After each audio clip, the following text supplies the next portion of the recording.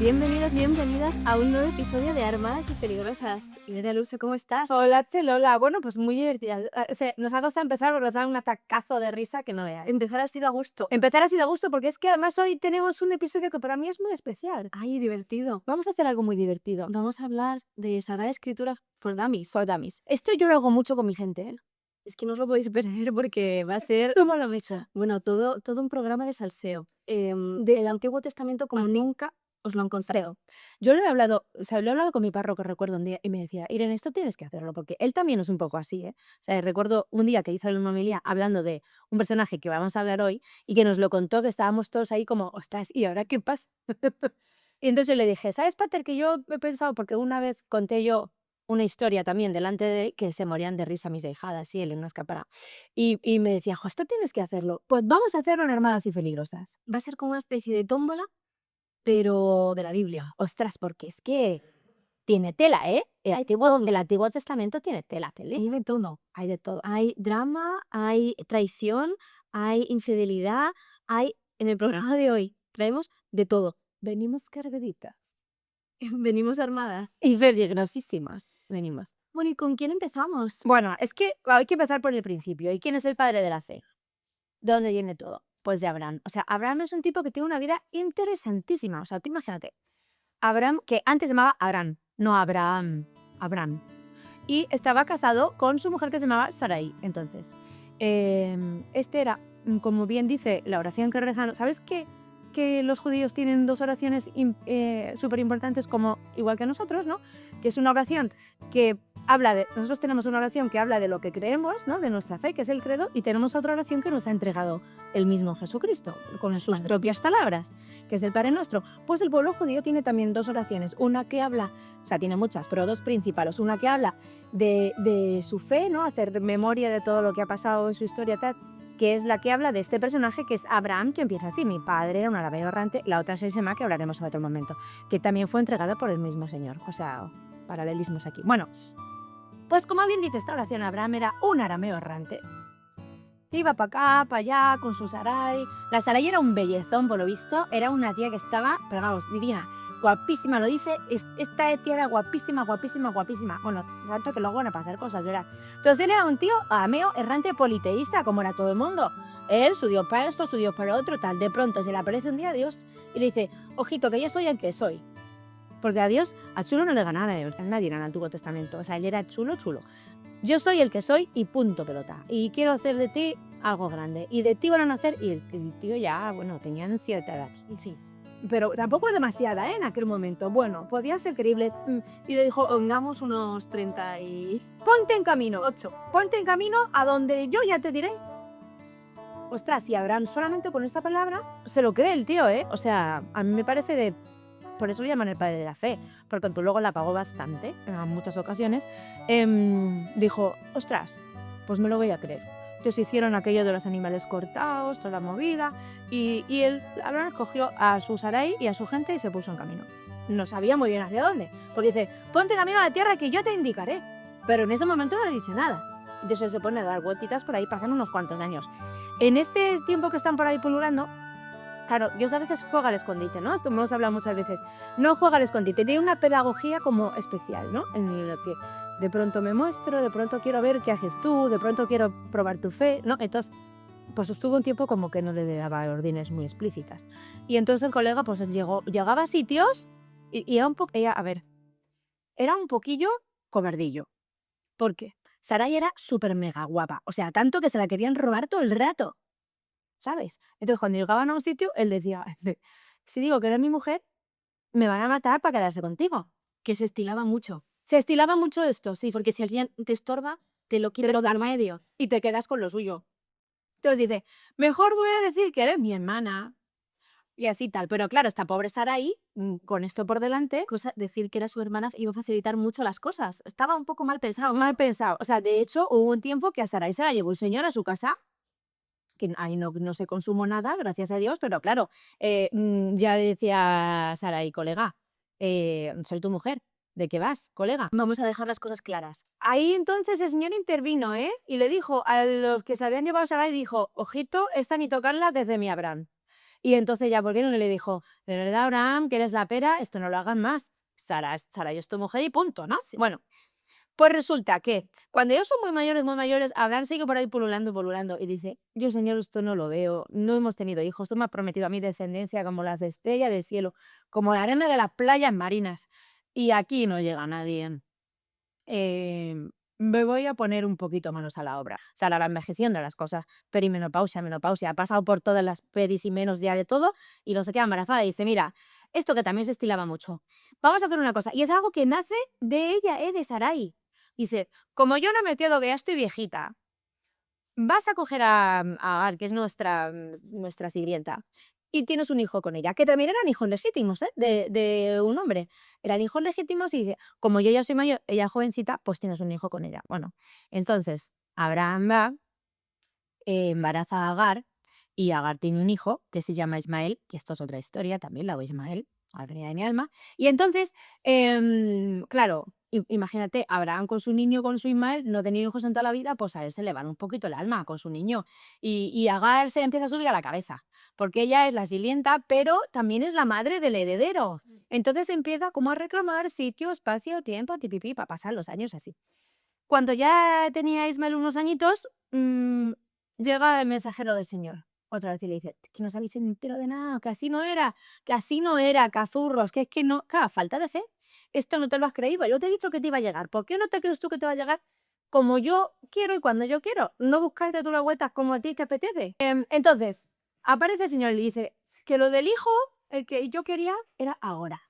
Listillos. Os habéis pasado Quedáis de listillos. han cogido y dicen, es que parece que tarda, voy a ver si... Oye, Si yo lo apaño. Y no era así, claro. Y entonces, Sara, cuando lo oye, dice, vamos, los huevos me haga ella embarazada, ¡pola! ¿Crees que el país no gana, señor? Que tenía, dice la escritura, 80 y no sé cuántos años ya. se ríe de Dios. Se ríe, Sara se ríe. Y entonces el señor le dice, ¿tú de qué te ríes? ¿No te crees que yo puedo hacer lo que yo quiera?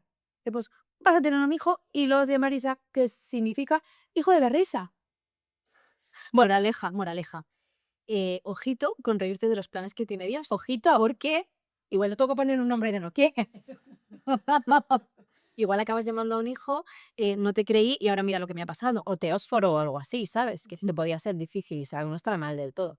Bueno, el caso es que, claro, Abraham cuando ve a su Sarai embarazada, pues se muere. Bueno, en esa visita también les cambia el nombre, ¿no? Porque dicen, ahora ya sí que empiezo yo a actuar.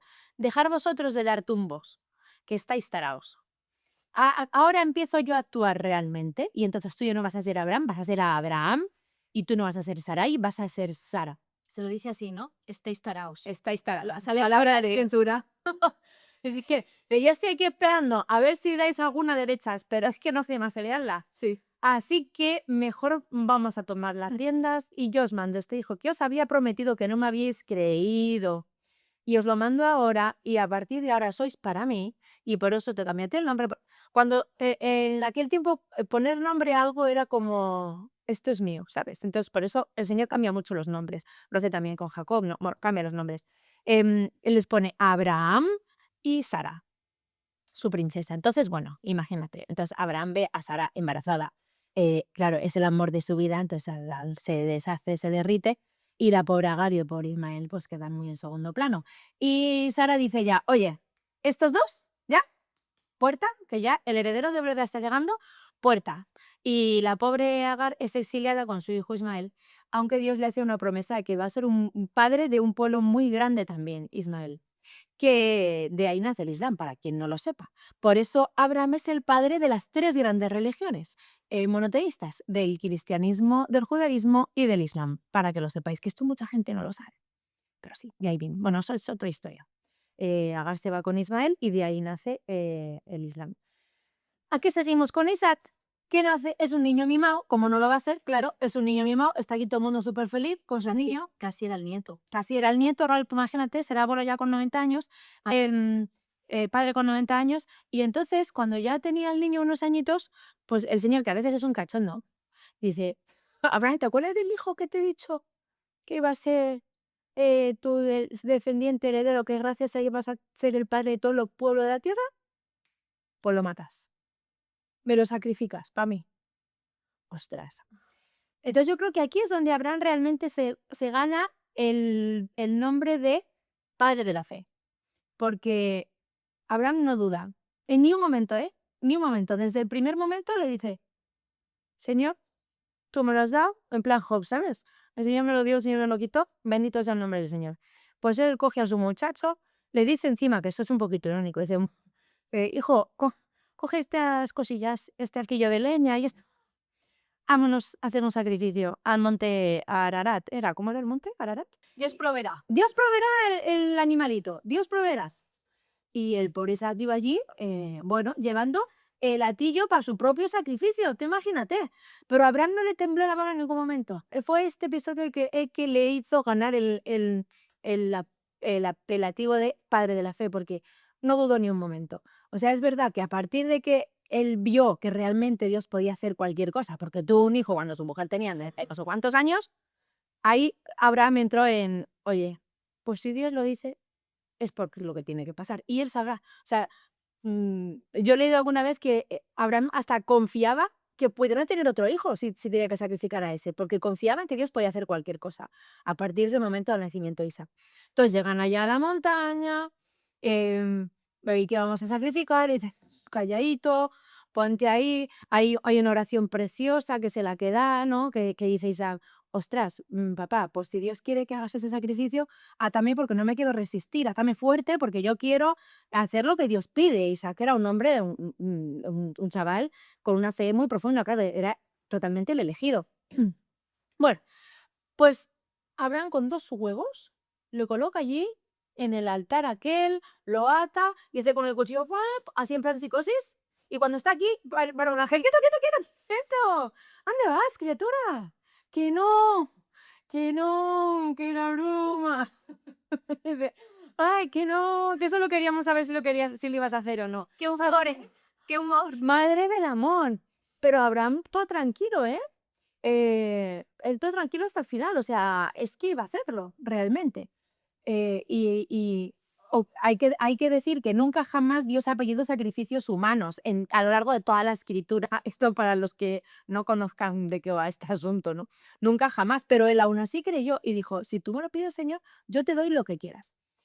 Bueno, pues cuando estaba ya a punto, pum, le para el ángel. No, no le hagas daño al muchacho, que ya sé que eres un hombre temeroso de Dios y que quieres hacer lo que yo te pida.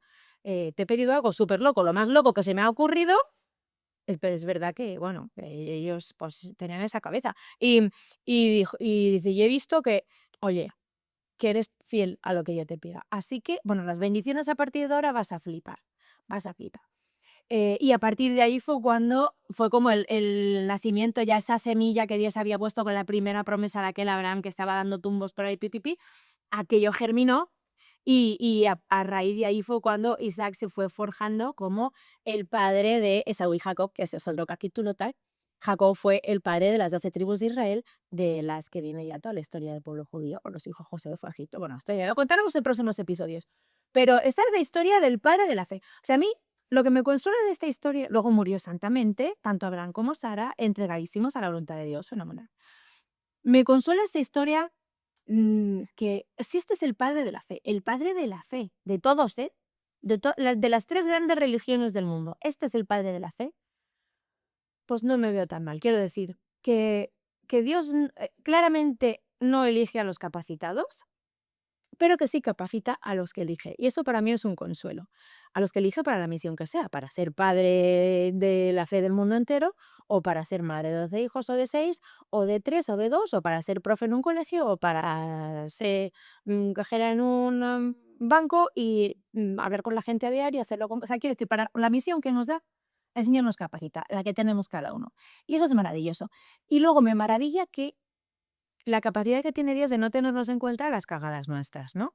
Porque, Y menos mal. y menos mal, porque no hacemos más que cagarla, que fallarle, que fallarle, que fallarle, que fallarle, que fallarle, y él sigue dándonos oportunidades. Y esto es maravilloso, porque esto se ve a lo largo de toda la escritura. Bueno, ahora vas a contar tú una, que este es otro, que la cagó sin parar, y el Señor otra oportunidad, ¿no? Es como que todo lo pasado desaparece, venga, empezamos de nuevo.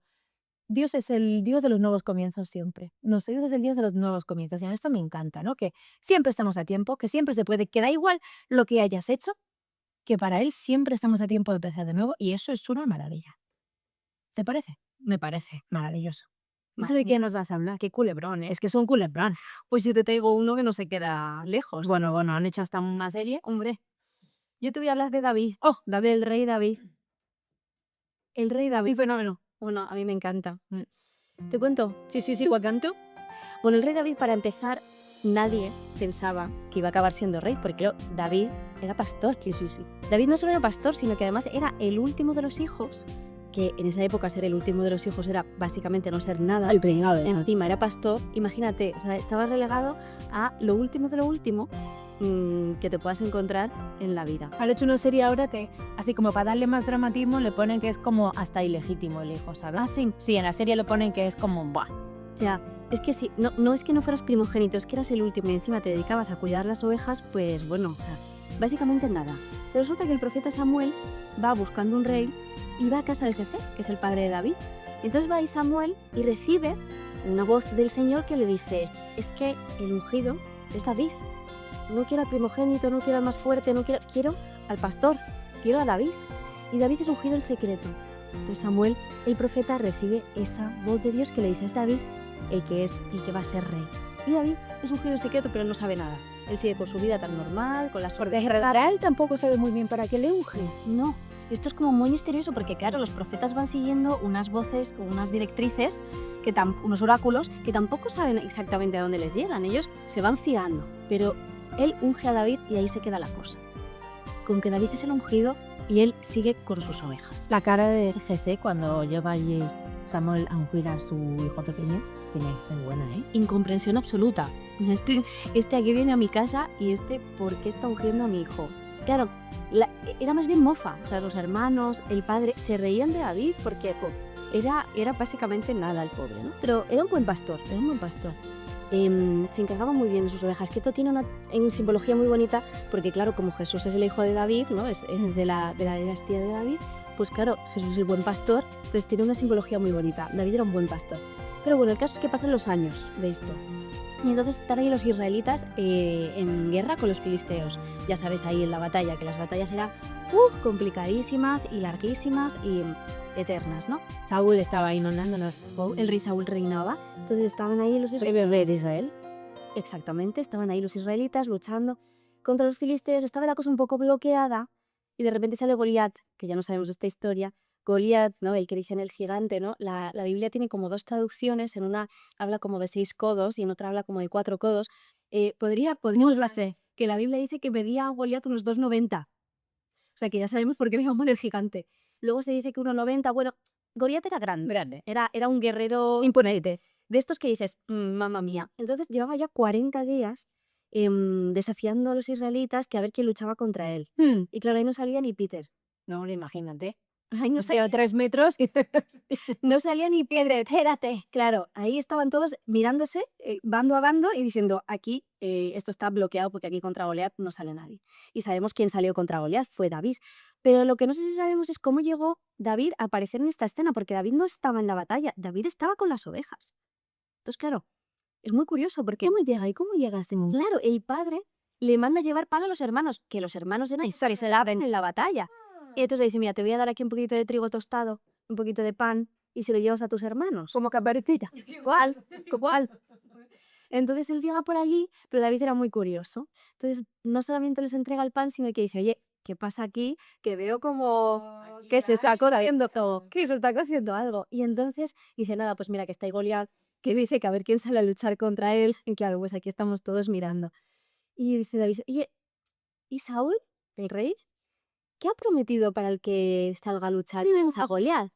Y digo, pues, prometido riquezas, ha prometido gloria, ha prometido el matrimonio a su hija, Mical. Sí. Y entonces, claro, David como que dice, alá, esto se ve ahí como, digamos, una oportunidad de escalar posiciones en su Vender a comer. esa situación, ¿verdad? Y dice, a lo mejor esto me da para dejar a las ovejas, ¿no? Entonces, bueno, ¿el qué dice? Dice yo, he matado osos, he matado leones mientras estaba cuidando a mis ovejas, porque Dios siempre ha estado conmigo. Él sabía que Dios estaba con él. Entonces, si Dios estaba con él, ¿cómo no iba a poder él derrotar a Goliat? Pues es que le daba igual, como si Goliat hubiera medido 5 metros. Claro, él tenía clarísimo que Dios estaba con él, entonces que iba a la batalla, ¿no? Entonces se presenta delante del rey Saúl y le dice, oye, que he pensado que puedo salir yo a luchar contra Goliat. Claro, Saúl le mira y dice, primero, ¿tú quién eres? Y segundo, ¿cómo?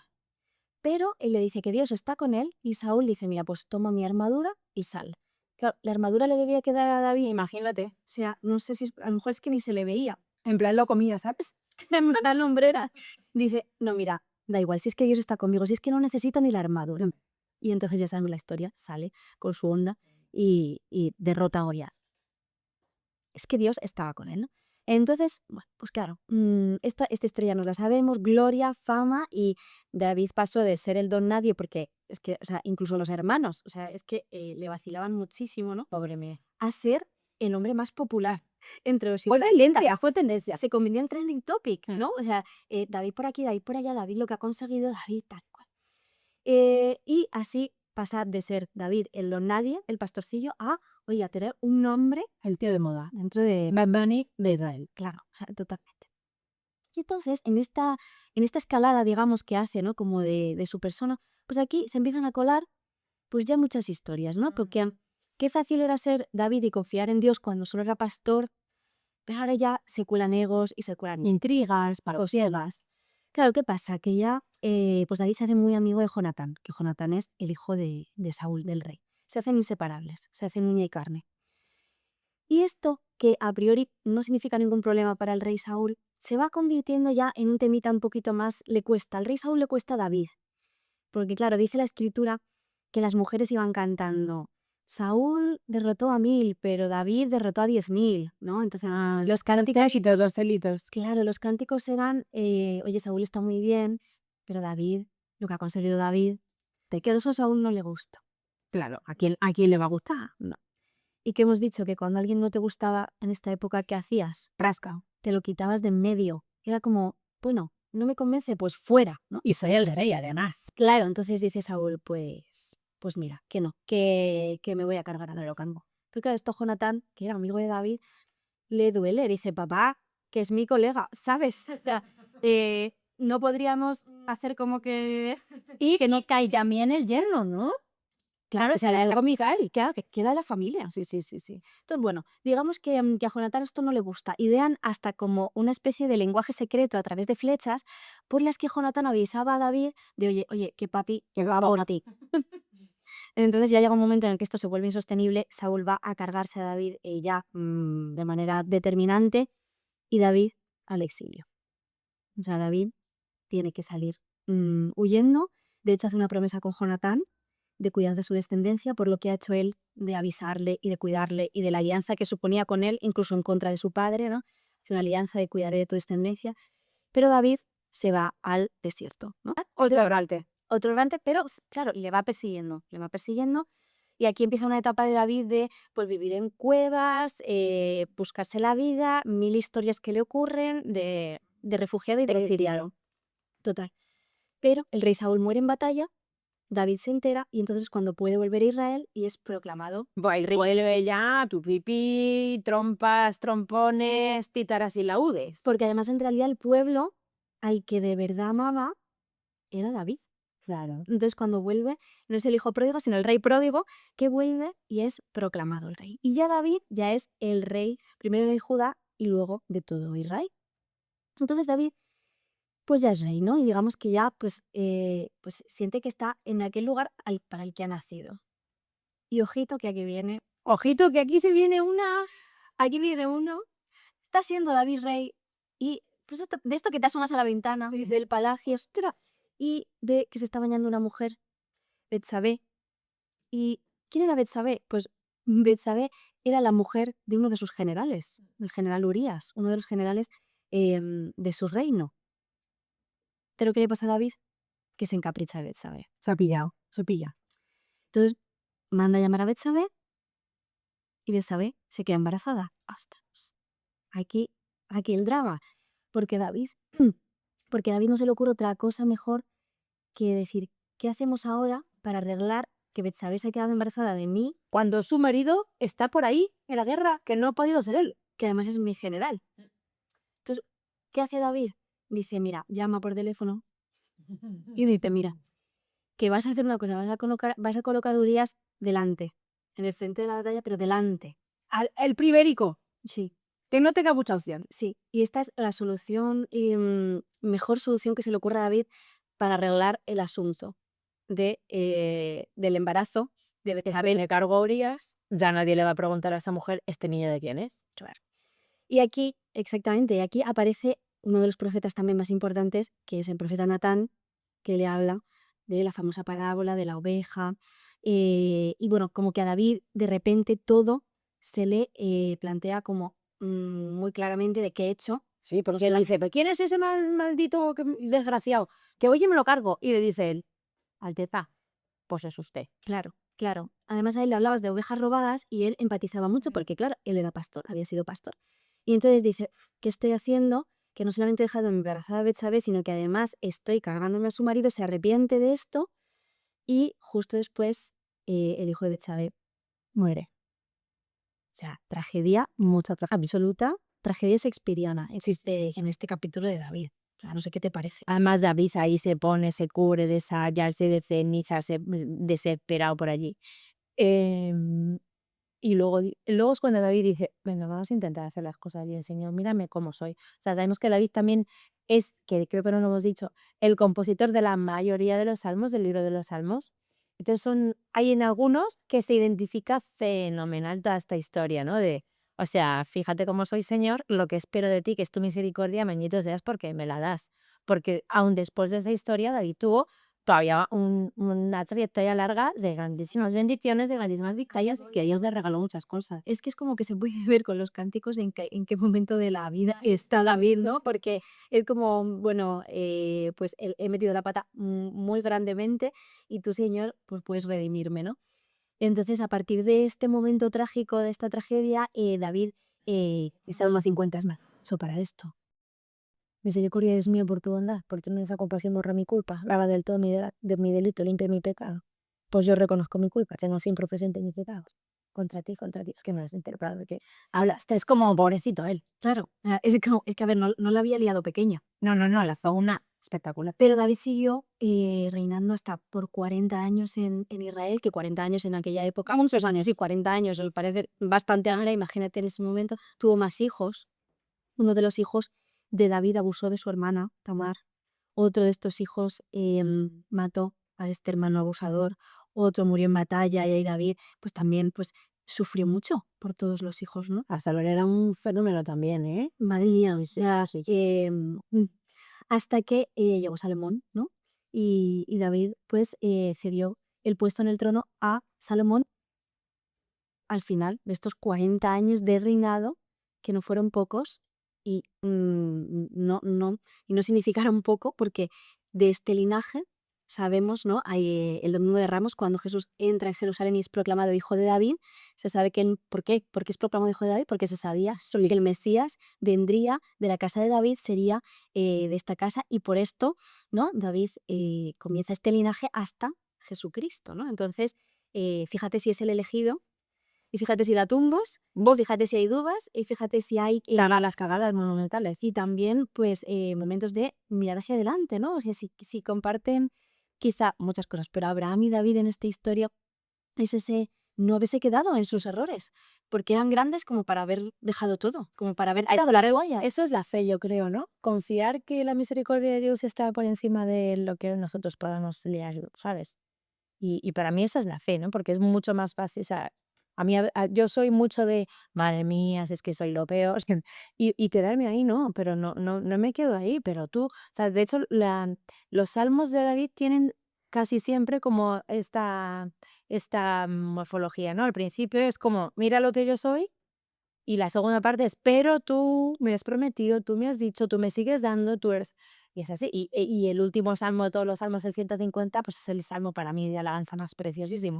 Em, a mí lo que me queda de esta historia y el ejemplo que me queda grande de estos dos hombres, que son el inicio de dos linajes importantísimos, básicos, es la esperanza, ¿no? Em, y el que Dios es bueno al final. Que Dios es bueno. Y que no quiere gente perfecta. Y que sabía muy bien a quién elegía. Pues igual que el que eligió Jesús a Judas, ¿no? Que sabía que le iba a entregar. Y aún así lo siguió eligiendo. Y el tiempo que estuvo con él como discípulo, estoy convencida que lo trató con todo el amor del mundo, como igual que Juan, que era su favorito, ¿no? Igual. Entonces, esta es la maravilla, ¿no? Que es que da igual lo que hagamos o lo que él sepa que vamos a hacer, que él lo sabe. Que él lo sabe. No le importa. Esa es la maravilla. Nos sigue eligiendo cada día, sigue confiando. Y eso es un regalazo. Siempre hay una esperanza, incluso aunque nosotros nos quisiéramos quitar de en medio, porque toda esta historia, en algún punto seguramente les entraba ganas de decir, mira, Señor, sigue haciendo tu plan, pero sin mí, porque está claro debajo de que no estoy sirviendo, ¿no? Pero Dios escribe recto. Voy a arreglar esto de Dios, estoy molesto. Sí. Oye, que me encanta esta sección. Sí, es que en la Biblia y sus aventuras, ¡buah! Hay cosas verdaderamente inverosímiles escritas en la Biblia, ¿verdad? Sí, hay muchas. Y de hecho vamos a hacer una sección ahora que tiene muy buena pinta. Vamos a hacer una sección que se llama ¿Pasó o no pasó en la Biblia? Sí, es una sección adaptada del verdad o fake que hicimos hace unos episodios. ¿Esto pasó o no pasó en la Biblia? Vamos a intentarlo. ¿Tienes algunas tú? Sí. Mira, pues yo te voy a contar una. Vale. Te voy a contar que un joven se quedó dormido durante una homilía, durante una predicación. Se apoyó en una ventana que no había, se cayó y se mató. Sí. Sí que San Pablo. Buenísimo. Bueno, que luego resucita toda la vaina, ¿eh? Pero es buenísimo. Tú imagínate, San Pablo, que te cuenten en la Biblia que hay un tío que se está aburriendo tanto que se ha dormido y se ha caído por la ventana. Es que me pareció una genialidad, súper verdad, súper verdad. Muy Feutico se llamaba. ¿Qué te parece? muy fuerte y deja en un lugar la predicación de San Pablo de regular chapas o este pobre hombre estaba muy cansado, igual tenía una hija pequeña o lo que sea, lo que sea. Se apoyó en el balcón y digo, ay, madre mía, Se cayó y se mató. moraleja, mira a ver dónde te quedas dormido. Para faltar en el balcón. Y San Pablo, no te enrolles tanto. Esta Es muy graciosa. A mí es que esta siempre me ha hecho muy sano. Que la misma escritura y Nuevo Testamento, que es donde, que en el Antiguo es donde pasan las cosas más raras, pero que en el Nuevo nos cuente que hay un tío que se ha quedado groggy escuchando a San Pablo porque parecía un pestiño, se cayó por la ventana y se mató. Sí, pero mira, luego dicen que el hecho de poder resucitar a este tico habló mucho más que San Pablo lleva horas hablando, dice. San Pablo lleva horas hablando. Y claro, la gente estaba cansadita ahí. Haberle resucitado desde el principio. salió el predica con el ejemplo. Exactamente. Deja de echar chapas. Sí, predica con el ejemplo. Y era verano, lo de en tiempo de sandías cortar los homilías, ¿no? Tal cual. Y en tiempo de melones corto los sermones. San Pablo, brutal. Que los duermes. Venga, cuéntame. Vale, veamos si pudiera ser que pasara o no que un profeta hizo que el sol se detuviera en el cielo para que su ejército tuviera más tiempo para ganar una batalla.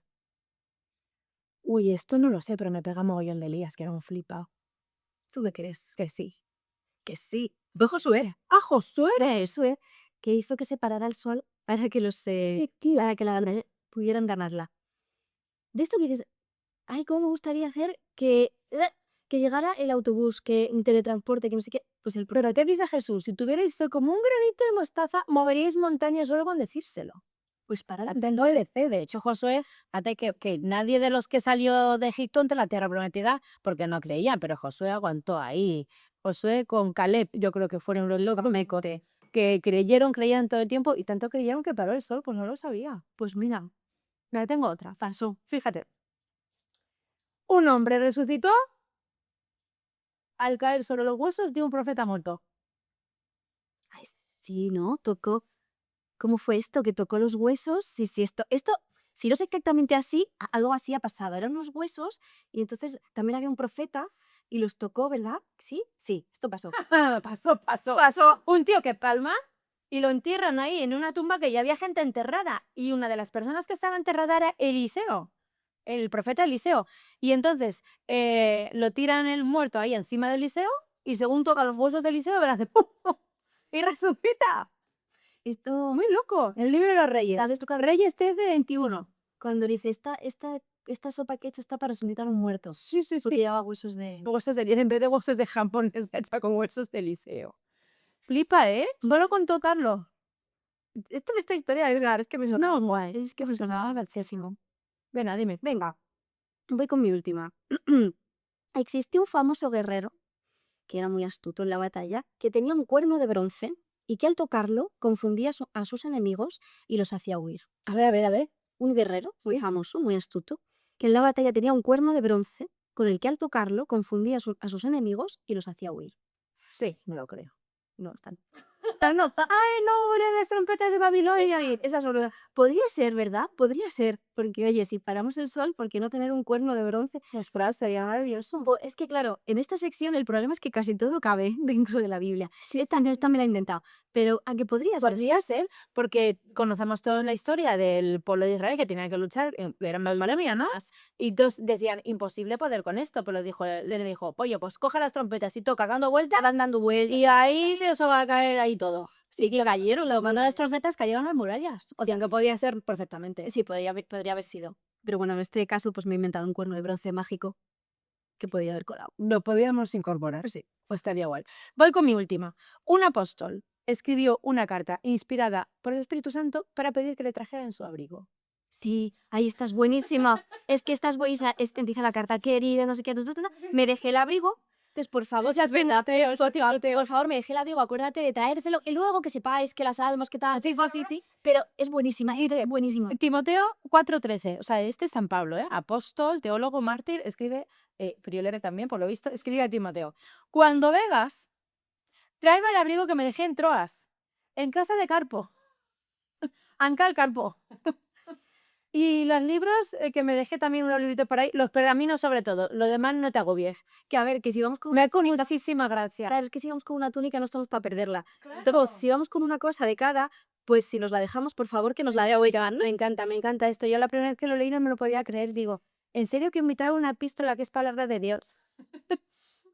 Dice, ojito, Tim, él dice, Tim, querido, cuando vengas para acá, tráemelo de Chanlargo, tráeme el Chanmergo que me lo dejé en casa Carpio. Pero es que hago la cotidianidad de estas cartas, Dios, y oye, vete tú a saber si esta luego irá para sucio, ¿sabes? Igual esto era un borrador, o igual esto no, al final... Que ya no creo que San Pablo se pensara que esto se iba a encuadernar en algún momento. Fíjate tú, estamos lejos. Hay muchas epístolas en las que dice cosas muy graciosas. Claro, entonces a lo mejor esta dijo, esta no va a ir a un sitio, voy a aprovechar a hacer los recadillos.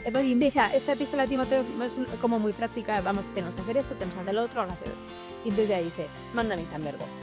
Me parece muy gracioso.